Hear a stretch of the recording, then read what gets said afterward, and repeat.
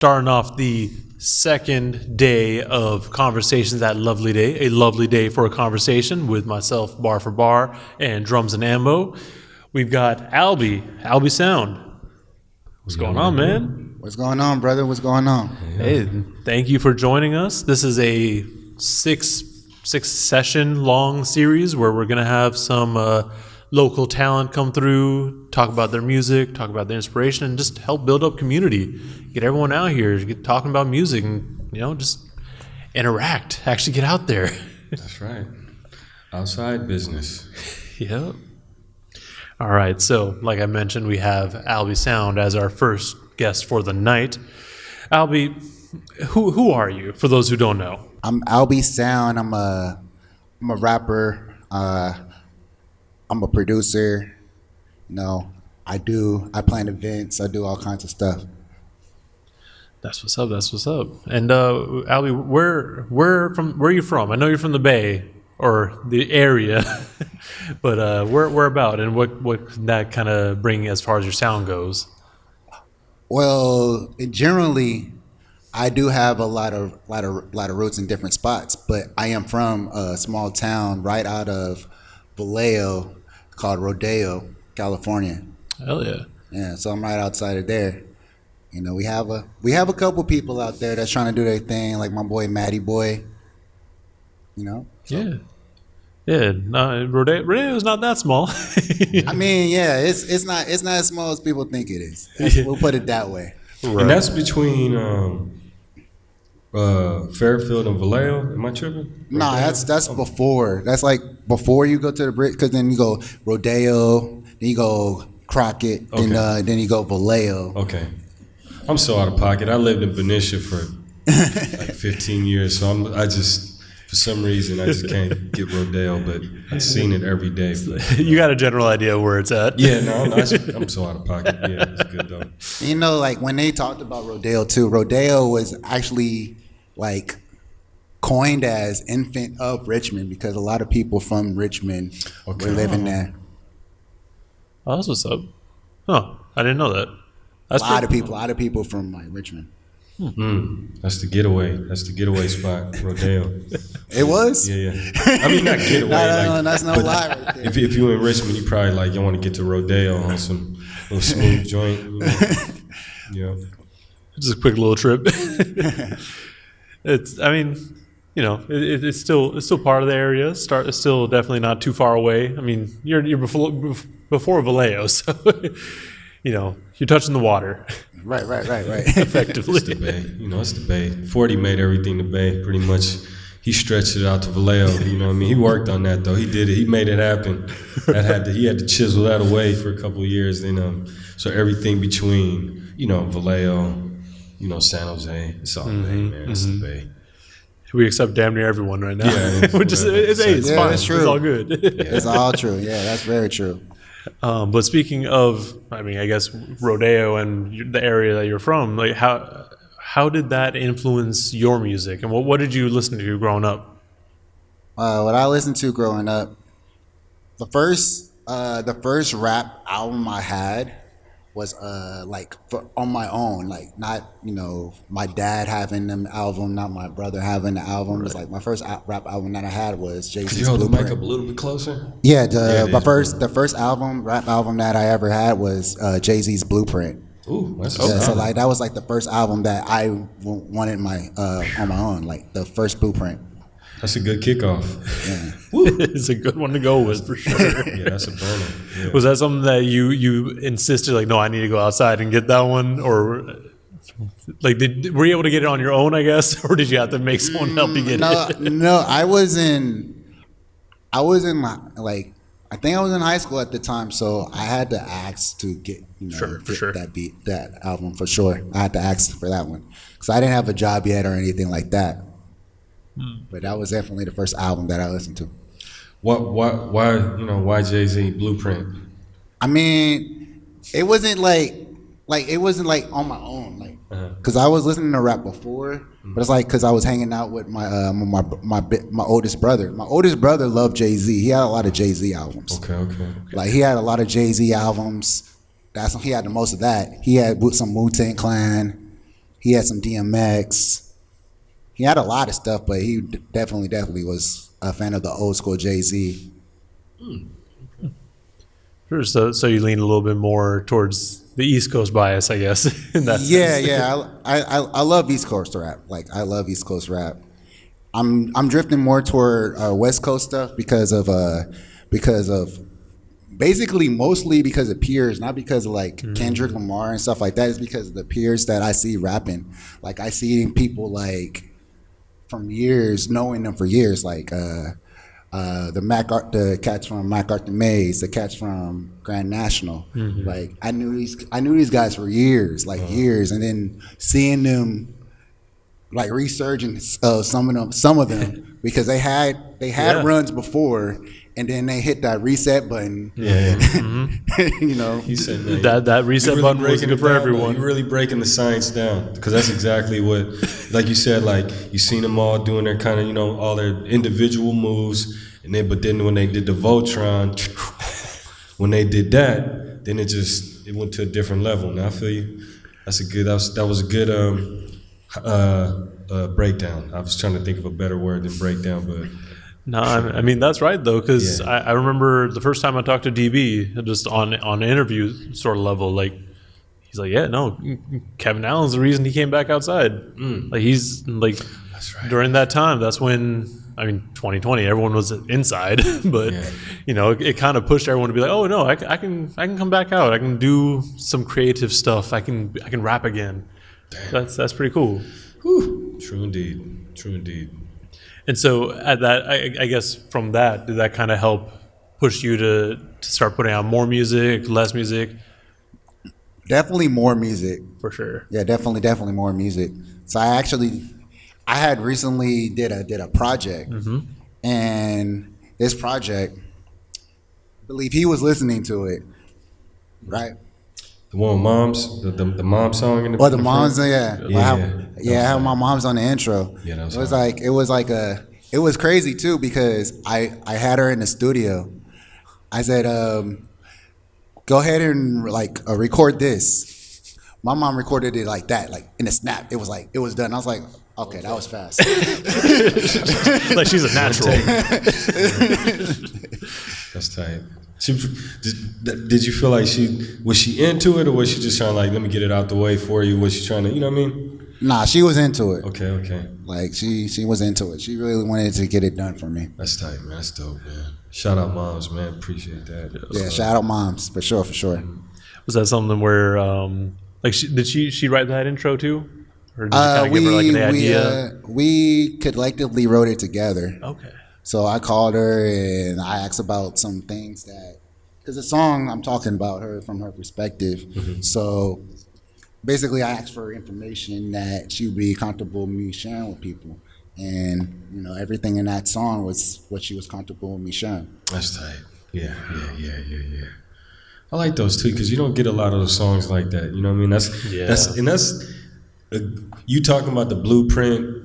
And then that kind of, that links back into Kanye because it kind of has a Kanye kind of feel to it, kind of vibe to it. For sure. We got to get a third mic too like this because I know, make it a little bit easier. Yeah, that mic ain't popping like these. These are going crazy, but that's hella dope to hear. And honestly, anytime someone can bring a proper connection to their personal life, it makes it that much more engaging, I guess. That's probably the best way to put it. You can listen to people rap about their whole life damn near no problem, but once it's actually a very personal thing, you have your mom's on it, that's serious. Change the game. Yeah. Because I don't know about y'all, but growing up the way I grew up, you didn't really have that option. No, you got to go do some other stuff. Oh, straight up. You try to be creative? Nah, that's not what we're doing. So it's important. And I think that's dope that you had that option, and at least someone to support you there. Speaking of support, our mutual friend Jose is here, and he mentioned to me prior to all this, you hit up a few open mics with your previous stage name. How did all that come about? Or if you want to talk about it, that is. Nah. People should know about this. Like, yeah. So I used to, before I found out about like Audio Push, and I used to go by Octane. Octane? Okay. So yeah, I was going by Octane, and I met Jose through basically those open mics. He called them transformations. Yep. Yeah, like, and they were fun. They were fun too, and then like I like working with the youth and stuff too. So that was like real fun too. Like one of them was working with the youth pretty much. Yeah. Yeah. Oh, that's dope. And I mean, I guess going pretty directly from there, like, how do you feel like your music or just you as a person kind of connects to the community? Like, do you try to go out there and like make sure that the stuff that you're putting out is something that can connect with the youth or just people in general, or is there something else that you're doing? I just go by really pretty much like feeling. Now, if it connects a certain way, let's say like I feel a certain way that someone else feels. Like maybe I make a song where I don't make depressing music. I'm just going to use it as an example. Let's say I made a song where I'm sad about something, and then they were like, "Oh, I see that. I feel that." Mm-hmm. Okay. So you try to make sure that whatever you're putting out is something that people can connect to in some way? In some way. Or just, or it's something that'll make them have fun too. So like I'm also about that too. Like I'm also about like fun stuff too. Oh yeah. You gotta have fun. Yeah. You can't be all serious all the time. That's for sure. That makes everything very tiring and boring at the end of the day. Right, yeah. But speaking, I mean, I guess going into the music further, you did mention that you are also a producer. How do you approach production? I usually just go in producing on stuff that I know I'll rap on because I don't really produce for other people. Sure. So like, okay, if I ever can rap on it, or if I could see someone else rapping on it. Just like I done a song with both Monty Draper and Champ Green, which I made the beat for. It's on the project that my mom's on as well. And then Champ Green's freaking awesome. This fool got me that verse back in like 28 seconds. Damn near. Basically, as long as his verse is, that's how. That's right. Yeah. Like, damn. Champ don't mess around. Yeah, that's I call him the wizard. You know what I'm saying? That's the wizard. I'm looking in my email. I was like, I just sent you this. What's going on? Yeah. That's so funny. No, I mean that's just Champ. It is, yeah, for sure. You put a mic in front of him, he's good to go. Point at something. He's like freestyling. Dead ass, yeah. He will just go. So you try to make sure that your music is something that you can see yourself, but also others rap on. Then, right? Yeah. It's like if I see it's rappable. Like there's some times where you do so much to a beat. Like a lot of producers do that too. You do so much to a beat that you can't rap to it, you can't sing to it, you can't do nothing to it because this is basically a beat that's like catered for a beat battle. Yeah. Like beat battle beats you can't really do anything with as a vocalist. That's debatable. I mean, I agree with you though, but that is debatable though. I mean, no, it can't be debatable. Yeah. It's like because there's two sides of the coin. Yeah, because I say the same thing because we host beat battles here, and I'm always like I want to play beats, but whenever I do beats, it's like songs, so I play like song instrumentals, but they're not beat battle beats. Beat battle beats are like just a lot. Sometimes they come out the gate way more aggressive, or just come out the gate to start. Whereas if you're doing a song, you might do some, it might be an intro or something to it. So, but I feel you though.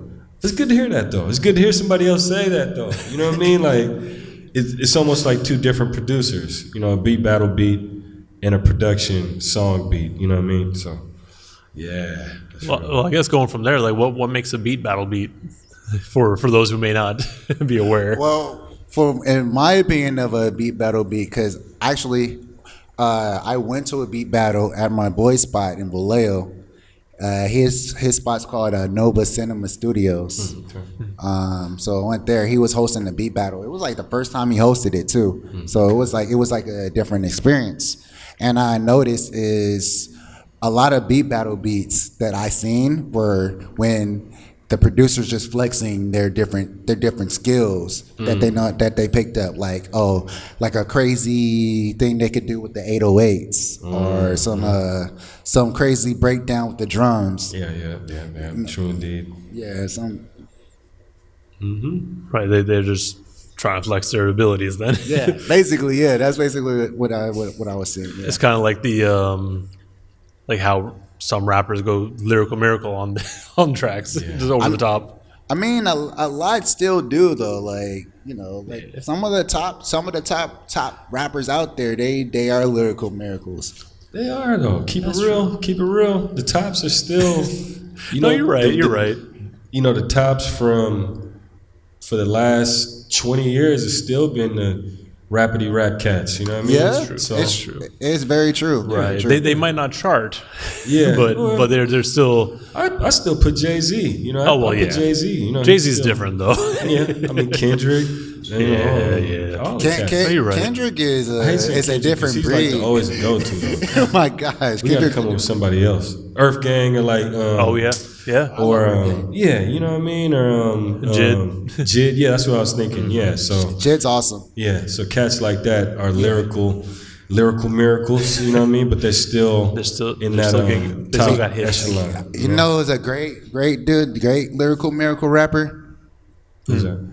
Absol. Ooh, yeah, killer. Yeah, true indeed. That Soul Burger project was really good for sure.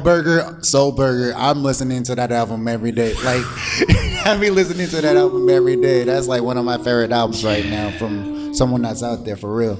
Oh, okay. No, that's what's next. That's for sure. Good project. But I guess going right from there. What are you listening to aside from Absol right now? And does it like do any of the music that you're listening to bring like inspiration for what you're trying to do next as well? I guess. Because I've been listening to a lot of stuff, including like people that's out here that's not really getting their like complete footing just yet.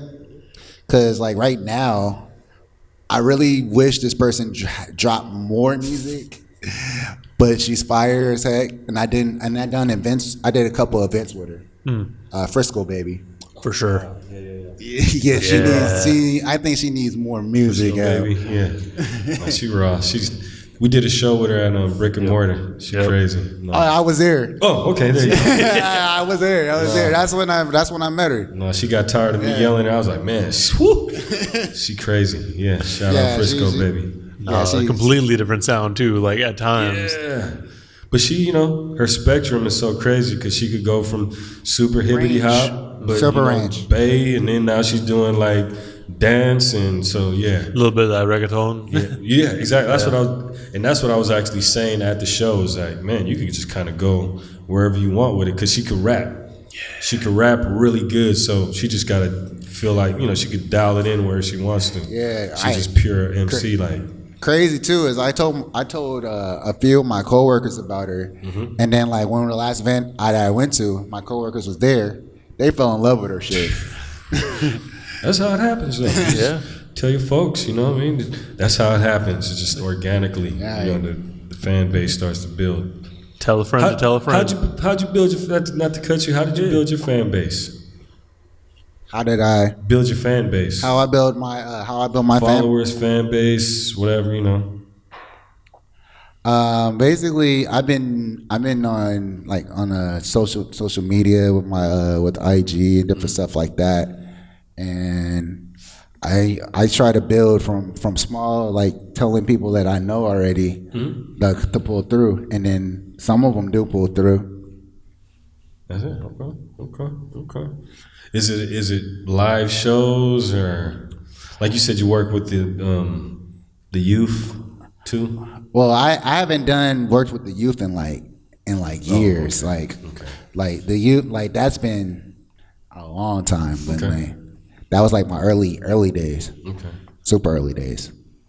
Sure. Yeah, no, I mean, hey, you still did it though, and that's what's up. But I guess going from there, what do you want people to kind of gain from your music? Like, is there a specific message? Is there a general vibe? Like, I know you kind of mentioned like briefly that you want like production or the music you produce for yourself at least. You want to be able to rap on and kind of have fun with, but like, I guess, is there anything else that you want to deliver to the people listening? Basically, I like to give what I know I would say on the songs, like stuff that I know I would say. So like stuff that I put on these songs, I know I'm gonna say those things. Like may not always do them, but I know I'm gonna say those things. So you're trying to keep it as true to yourself as you can. Right. That's what's up. And I mean, I guess from there, like, is there anything like in general or specific that you try to get out there? My main thing is, and that's even too, is don't be afraid to be you. That's it. Like a lot of artists, some artists do not do that. Want to like go around and please people. Be you. They don't mess with you for you, then that's a lace. Oh, that makes a lot of sense. Yeah, it's just like, I mean, again, that's kind of what we want to get out of these conversations too. Is like, yeah, there's hella music out there. But it's like, are you actually going to be able to connect with the artist? Are you going to be able to learn what they're about? Because once you start doing that, you're like, you may have a different connection with them entirely.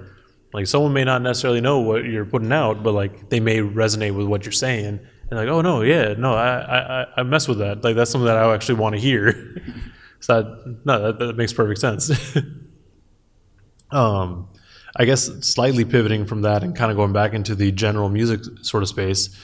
And I guess I think you mentioned it kind of generally, like what you're listening to right now. But is there any artists that are kind of an inspiration right now, like whether it be from the Bay in general, like or even like outside of rap? Like, is there anything pulling?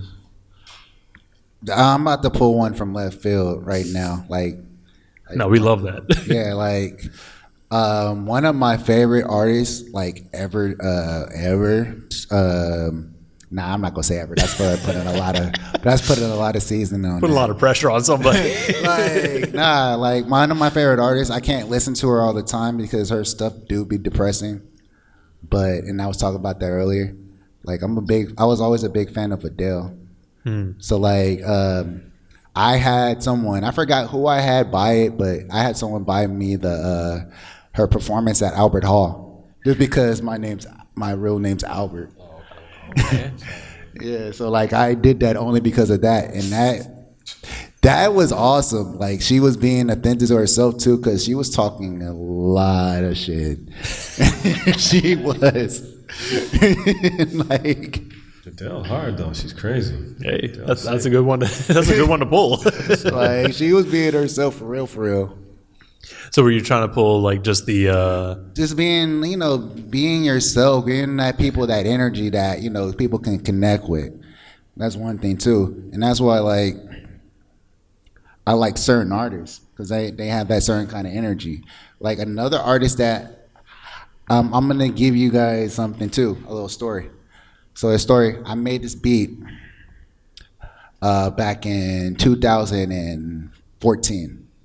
So 2014, I sold this beat to an artist, and she did not use it for 8 years. Damn. She emailed me, right? And she's like, hey, you remember this beat? I said, yeah, I do remember this beat. I made it. Oh. And then she said, yeah, I'm about to drop the song. She dropped the song, and I was like, okay, that's cool. That's what's up. So, and then she has a incredible personality too. She's from LA, believe Long Beach actually. Her name is she go by the name of Jelani the Babe. Okay. Yeah, so y'all could check her out. She's actually really creative. She got a crazy range herself. She MC or vocalist or? No, she's a vocalist. Okay. She could rap too, but she doesn't do no rap songs. Okay. You said Jelani, what is it? The Babe. Jelani the Babe. Okay. Sure, most definitely. That's crazy though. Like you don't. I think a lot of people forget. Like music. It can be timeless. Like it doesn't necessarily have to be like, oh yeah, I'm gonna send this beat to somebody and it's gonna get used right away. Like sometimes people just need to sit on it. Like some people, like they need to find the right time. And that's okay. That's very true, because there's beats that I bought from people that I sat on for a long time. That beat, the one song that I'm gonna play, I actually bought that. I bought that beat from somebody, and that beat, I had that beat since 20. I think it was 2019, something like that. Yeah, I mean, hey. I was thinking about that the other day. I was listening to Raphael Sadiq talk about putting out music that they recorded during the first Lucy Pearl album that him and D'Angelo and Don Robinson and Ali Shahi Muhammad, they did together. And it's just timeless, it could come out whenever. It could come out, it could have came out then, it could come out 20 years later, but it's gonna still come out. He's talking about putting stuff out now from that. And then I was thinking, when you have these eras, like if you did hyphy music, then you kind of go out with hyphy, as opposed to doing music that's just kind of like timeless music. Timeless, so depends on how deep you get, you dig into it. So if you want to be an artist that's kind of like associated with a certain style, then you got to go down with that style. If that style plays out, see ya. You know what I mean? You got to start over, and come fresh. So it's good that you got music that sustains. It doesn't have to come out next week for it to be, official.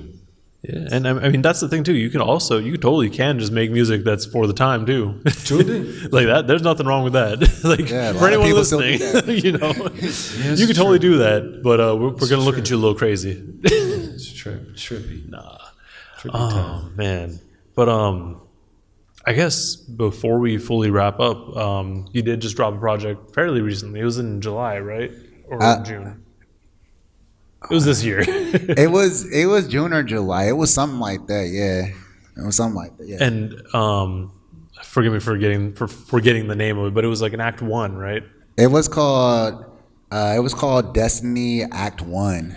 Okay. Yeah, that was what it's called. Yeah, that was. And you did stuff with Drum Raider. Is that his name? Drum Raider. Producer that you did stuff together with on that project, or? Well, he's a drummer. Okay. But like he does make beats. He just did drums for Paris Nights not too long ago. For who? Paris Nights. Okay, I'm not familiar. Yeah, that's a female rapper. She's from Oakland. Okay. Yeah, she went viral for doing a remix to a DMX track. Oh, damn. Okay. That came across my timeline somewhere. I know that's what I know what you're talking about. Yeah, I know what you're talking about. I feel you. Yeah, the Venn diagrams overlap at that point. Yeah, you got Oakland DMX. All right. Yeah. Definitely, guys. I got it. Mm-hmm. Yeah, my seat was horrible though when I went there. I was like, it was at Yoshi's, and then I didn't reserve, so I had a bad seat. Yoshi's is kind of. You can't have that bad. I was at the edge. You know what I mean? I was literally at the exit. Oh, okay. All right. So you couldn't even sit down. Then could you sit? Oh no, I was sitting down. This is the way the table was positioned. It was like I couldn't really see the whole stage. I could see Paris Nights moving around, but I couldn't really see everything going on the stage. So she rocked it. So she had it packed out then. It was packed, actually. Oh, good for her, man. Hell yeah. Yeah, it was hecka packed. Like, man, I love it when the locals could, pack it out. You know what I mean? It wasn't always like that, baby. You know what I mean? It used to be far in between where you get somebody local that could even pack a spot like Yoshi's out. So it's good to see folks doing that pretty regularly now. And honestly, Yoshi's is it's a big venue, but it's like nothing crazy. Like like you get a decent amount of people in there. Yeah, you get a decent amount in there. It looks full. Yeah, for sure. That's for sure. True indeed. But going back to the project, is this meant to be like a multi-part series, or is like what's going on with that? Yeah, it's meant to be a part series. Okay. So I was debating on how I was gonna approach on the next chapter of that. But I do have like a whole map out of like the tracks I'm gonna do and then the people I'm gonna work with and stuff like that. I do plan to do a really fun song with Frisco Baby, like on like stuff that she's on right now. Nice. So like I'm going to tap into her market right That's there. hard. Yeah, that's dope. That's dope. Yep. Yeah, so I haven't even talked to her about that, but she knows. She said like when I'm ready to work, she's ready to work. Oh man, that's crazy. Yeah. All right, gotta keep us posted on that one, man. Yeah. So like I'm looking to do that, and I'm trying to work with. I need another. I need like a posse cut from people from my town. So I'm gonna get that going too. So. Yeah. That'd be hella dope. So to be quick, like, you rep Rodeo? So are you trying to like lift that segment up? Is that the kind of the goal? Like, not necessarily. Okay. But like, I have there's a couple people there that's from Rodeo that's really talented, but they're not really moving like that. You know what I'm saying? And they've been doing music as long as everybody out here, pretty much. Okay. So like, one dude is a young Doe. I don't know if I'm butchering his name, but my bad. If I'm butchering it, man, my bad. Yeah, but he actually had a song like that was played on No Jumper. I forgot what the name of the song was. And he had a song that played by No Jumper, and Adam 22 would love the freaking song. So that was kind of crazy. That's a big push. Yeah, That's a good look. Yeah, that's a good look. But I don't know what he did with it because I didn't. Yeah, but. Yeah, it's tough though. When you get that little look, you get that look. What do you? Sometimes it's hard to even react. What do you do? Like you get that look tonight. What's the move? Is it a money move? Is it what needs to happen after that look? I don't know. That's a good question. It's good. Hey, if you guys got the answer, throw it out there. You get that look. What do you do the next day to add more fuel to that fire? I don't know. Trying to figure it out. For sure. Shoot, I mean, other than that, is there anything else that you want to make sure that the people out there listening know about you, about your music? Or is there just a general message you want to make sure they're aware of? Yeah, I got a new song coming. I already dropped it on Bandcamp, but there's a little delay on the DSPs because right now is a interesting time to be getting distribution. What you mean? Because like you got to do it like at a certain time frame because it's so close to the holidays so that it delivers properly on the dates that you want. So you can't just drop it out of the blue. You can if they offer you like the expedited release thing. Yeah. If they have that, if they offer that, then you can go bypass that. But other than that, it's gonna be like So the soonest that it probably will drop would probably be December 5th. Okay. What I'm looking at, but I had another distributor that would be like, maybe I could do it on the 29th, but I'm gonna probably stick with the one that's December 5th, so I could do a little promotion. Yeah, it does. Yeah, for sure. Yeah. Makes sense to me, man. All right. Well, so I guess you did mention that you had a song that you wanted us to check out while we're here. It's the one that's on Bandcamp right now, currently, right? Yeah. That's it's called 2 Times. 2 Times. All right. Shoot. Well, we're gonna check that out. But in the meantime, Alby, thank you so much for being here. I appreciate you. Appreciate you coming through. This is the first of today. First session today that we're talking to artists. Lovely day for a conversation. And yeah, check out Alby's new music.